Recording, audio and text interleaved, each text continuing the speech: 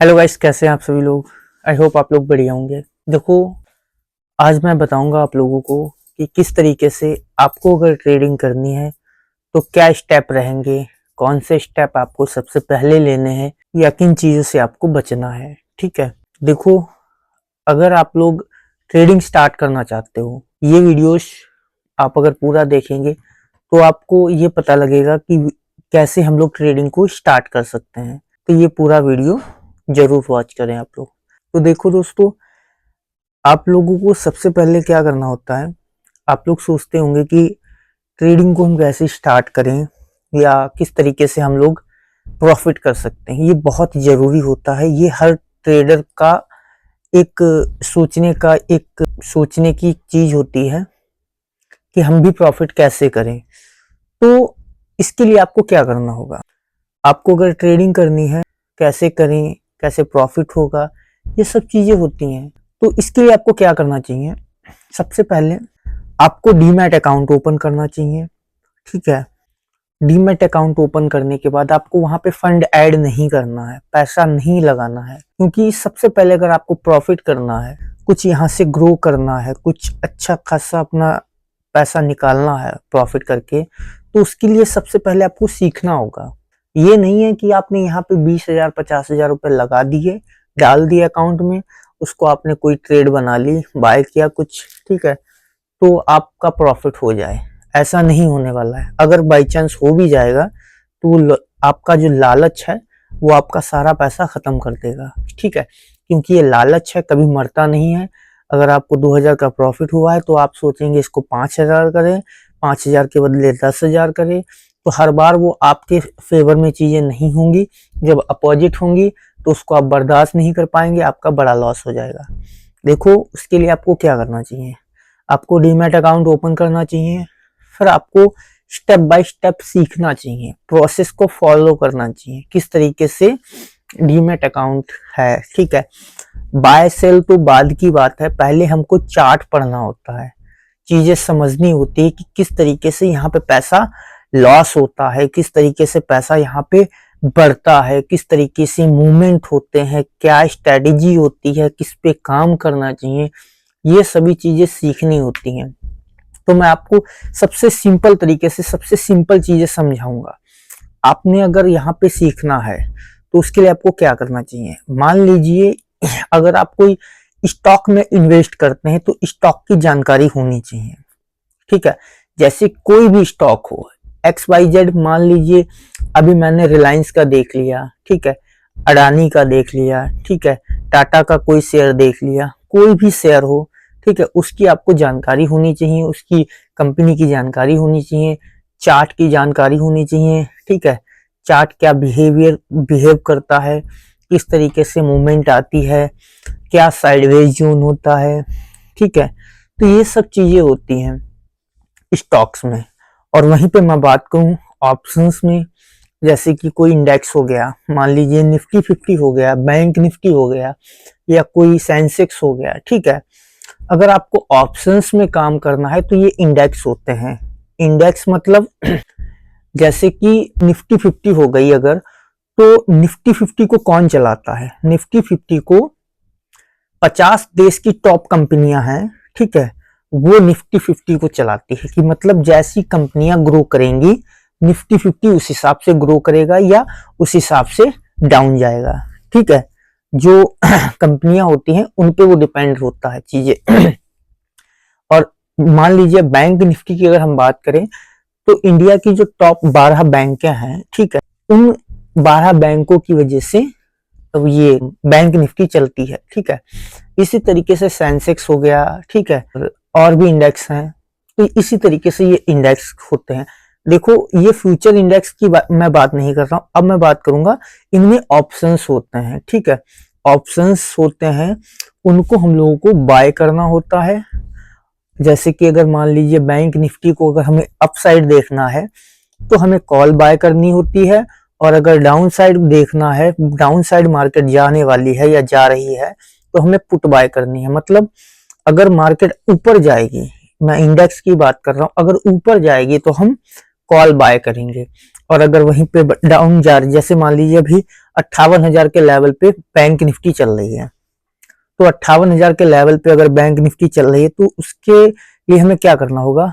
हमने देखा है कि अगर मार्केट यहाँ से 58,200 या 58,300 जाने वाली है तो हम कॉल बाय करेंगे। हमारा प्रीमियम जो होता है ऑप्शंस का वो कॉल में बढ़ेगा अगर मार्केट ऊपर जा रही है।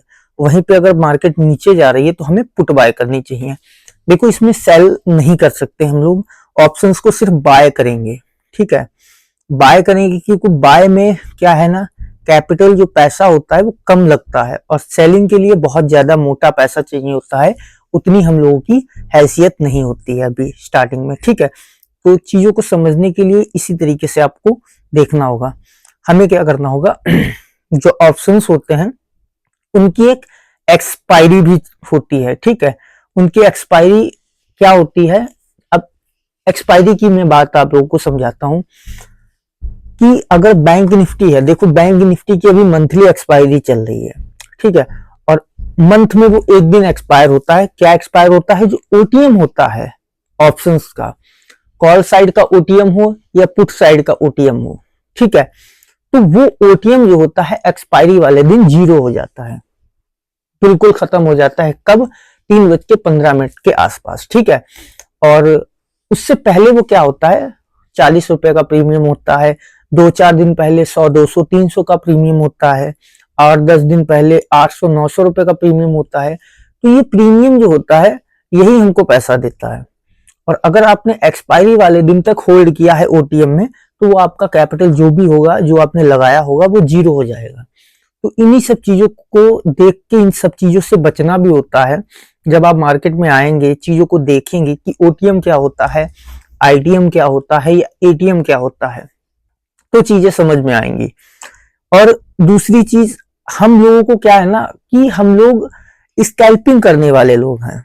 मतलब हमको प्रॉफिट किस तरीके से कर, देखो इंट्राडे में जो ऑप्शंस में होता है, प्रीमियम बहुत फास्ट मूव करता है, बहुत ही फास्ट डाउन भी जाता है।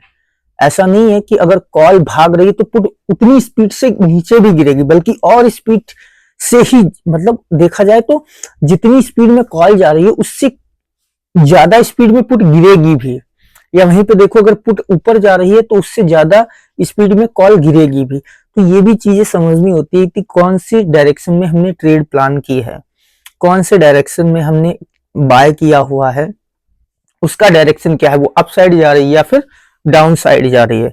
उसमें अगर हम बात करें तो स्टॉप लॉस भी एक चीज होती है जिसको हम लोग लगा के फिक्स कर सकते हैं कि हमें इतना ही लॉस लेना है, इसके ऊपर अपना लॉस नहीं लेना।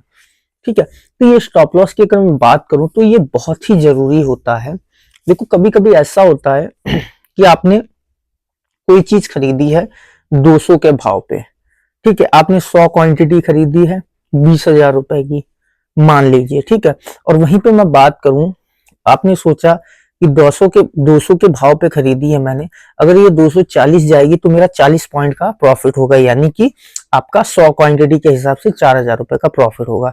वहीं पे मैं बात करूं इसमें लॉस होगा तो वो कितना लॉस होगा, इसको मैं 20 या 30 पॉइंट पे फिक्स कर दूंगा कि अगर 20 या 30 पॉइंट डाउन जाएगा तो मेरा लॉस उतना बुक हो जाएगा, मैं ट्रेड से एग्जिट हो जाऊंगा। ठीक है, ये होता है स्टॉप लॉस।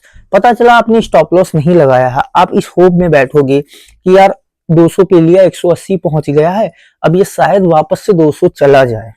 ऐसा काफी बार होता भी है, आपका स्टॉप लॉस हिट होने के बाद में वापस रिवर्स वही ट्रेड चली जाती है, पर हर बार ऐसा नहीं होता है। काफी बार रिवर्स होती है और काफी बार और ज्यादा नीचे आती है। तो जब नीचे आती है तो उसमें आपका अकाउंट भी जा सकता है, मतलब अकाउंट 0 भी हो सकता है। जो भी आपने उस ट्रेड में पैसा लगाया है वो आपका खत्म भी हो सकता है। तो इसीलिए स्टॉप लॉस बहुत जरूरी होता है। ठीक है, और वहीं पे मैं बात करूं टारगेट की, तो टारगेट भी इसी तरीके से होते हैं। टारगेट देखो हम लोगों को सिस्टम में नहीं डालना होता है, बस स्टॉप लॉस को सिस्टम में अगर डाल दोगे तो बेहतर रहेगा एक नए ट्रेडर के लिए। ठीक है, क्योंकि नया ट्रेडर क्या करता है, अगर आप स्टॉप लॉस सिस्टम में नहीं डालेंगे, आपका स्टॉप लॉस पे ट्रेड आ भी गई तो उसे आप एग्जिट नहीं कर पाएंगे। इसलिए नहीं कर पाएंगे, आप इस होप में बैठेंगे यार ये वापस वहां पे चली जाए, मेरा जो लॉस हो रहा है उसको मैं रिकवर कर लूं, वो मेरा रिकवर हो जाए, मैं इस ट्रेड से एग्जिट कर दूंगा। आप स्टॉप लॉस पे जब एग्जिट नहीं करेंगे और नीचे जब ट्रेड आपकी जाएगी और नीचे प्रीमियम जाएगा तो उसमें आपका बड़ा लॉस होगा, ठीक है, आपका पूरा कैपिटल भी खत्म हो सकता है। तो इसीलिए स्टॉप लॉस बहुत जरूरी होता है। और दोस्तों मैं बात करूं कि ऑप्शंस जो बाय हम लोग करते हैं, इन ऑप्शंस को बाय करने के लिए हमको क्या करना होता है वो हमारा ब्रोकर हमको बता देगा। उस पे हम आप लोगों को एक वीडियो भी बना के दे देंगे कि किस तरीके से हम लोग बाय या किस तरीके से सेल करते हैं, वो तो एक अलग बात हो गई। उससे पहले हम लोग ये जानते हैं कि किस तरीके से हमको सीखना चाहिए, इसमें क्या सीखने वाली चीजें होती हैं। देखो सीखने वाली सबसे जरूरी चीज क्या है, आपको चार्ट देखना आना चाहिए, लेवल्स मार्क करने चाहिए, क्या क्लोजिंग होती है, क्या सपोर्ट होता है, क्या रेजिस्टेंस होता है, किस तरीके से लेवल्स काम करते हैं मार्केट में, क्या एक साइडवेज जोन होता है, क्या अप ट्रेंड होता है या क्या डाउन ट्रेंड होता है, ये सब चीजें सीखनी होती है, इस पे प्रैक्टिस करनी होती है। ऐसा नहीं है कि आप पैसा लेकर आए, आपने पैसा लगाया तो आप सीख जाएंगे, आप नहीं सीख पाएंगे जब तक आप इसको ध्यान पूर्वक नहीं चीजों को देखेंगे। एक एग्जाम्पल के तौर पे मैं आपको बता रहा हूं कि आप लोग ये सोचिए कि मैंने यहाँ पे एक लॉट लिया है, बस सीखने के लिए ऐसा करिए, आप लोग एक डायरी बनाइए, अपनी नोटबुक करिए, उसमें आप लिखिए मैंने 200 के भाव पे ये 58,000 की 100 की कॉल को खरीदा है, मार्केट यहाँ से ऊपर जा रही थी, 200 के भाव पे खरीदा है, क्या इसमें कितने फास्ट मूवमेंट आई है प्रीमियम में, या क्या स्टॉप लॉस के साइड आपका प्रीमियम गया है, किस तरीके से इंडेक्स बढ़ा है, किस तरीके से प्रीमियम बढ़ा है, इन सब चीजों को सीखना होता है, समझना होता है। तो इस तरीके से चीजें आप समझ सकते हो, सीख सकते हो, मार्केट को समझ सकते हो, ठीक है। तो इसी तरीके से अगर आपको वीडियो देखनी है तो हमारे YouTube चैनल को ज्वाइन कर लीजिए और जो भी आपको डाउट हो आप कमेंट कर सकते हो। ओके, धन्यवाद।